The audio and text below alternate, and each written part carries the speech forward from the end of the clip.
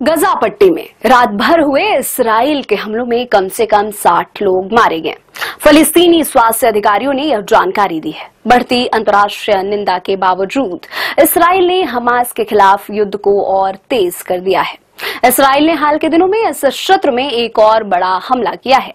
उसका कहना है कि इन हमलों का उद्देश्य हमास द्वारा बंधक बनाए गए कई लोगों के वापस लाने के लिए उस पर दबाव डालना और समूह को नष्ट करना है। इस हमले की शुरुआत से अब तक 300 से ज्यादा लोग मारे जा चुके हैं। इसराइल का कहना है कि उसका लक्ष्य गजा पर कब्जा करना, वहां के इलाकों पर कब्जा करना, हजारों लोगों को विस्थापित करना और सुरक्षित सहायता वितरण सुनिश्चित करना है। नए हमले तेज होने के बीच इसराइल ने युद्ध से तबाह हुए क्षेत्र में 2.5 महीने की नाकाबंदी के बाद सीमित मात्रा में सहायता की अनुमति देने पर सहमति जताई। नाकाबंदी के कारण क्षेत्र में भोजन, दवा और ईंधन के साथ साथ अन्य सामान की पहुंच बाधित हो गई थी।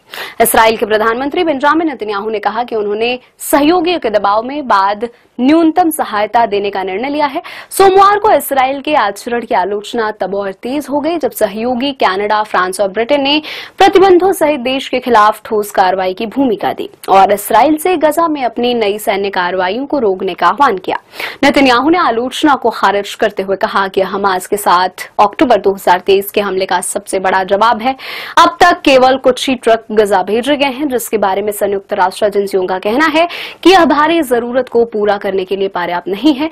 इस साल की शुरुआत में युद्ध विराम के दौरान लगभग प्रतिदिन 600 टन गजा में दाखिल हुए थे। गजा के स्वास्थ्य मंत्रालय के अनुसार उत्तरी गजा में 2 हमलों में एक परिवार के मकान और आश्रय स्थल के रूप में काम कर रहे एक स्कूल को निशाना बनाया गया, जिसमें कम से कम 22 लोग मारे गए। मारे गए लोगों में आधे से अधिक महिलाएं और बच्चे थे।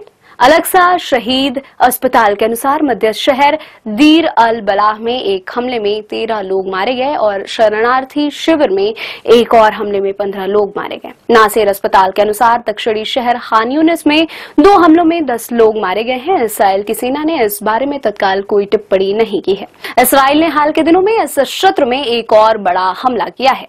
उसका कहना है कि इन हमलों का उद्देश्य हमास द्वारा बंधक बनाए गए कई लोगों के वापस लाने के लिए उस पर दबाव डालना और समूह को नष्ट करना है। इस हमले की शुरुआत से अब तक 300 से ज्यादा लोग मारे जा चुके हैं। इसराइल का कहना है कि उसका लक्ष्य गजा पर कब्जा करना, वहां के इलाकों पर कब्जा करना, हजारों लोगों को विस्थापित करना और सुरक्षित सहायता वितरण सुनिश्चित करना है। नए हमले तेज होने के बीच इसराइल ने युद्ध से तबाह हुए क्षेत्र में 2.5 महीने की नाकाबंदी के बाद सीमित मात्रा में सहायता की अनुमति देने पर सहमति जताई। इस्राएली सेना का कहना है कि वह केवल आतंकवादियों को निशाना बनाती है और नागरिकों की मौत के लिए हमास को दोषी ठहराती है, क्योंकि यह समूह घनी आबादी वाले क्षेत्रों में काम करता है।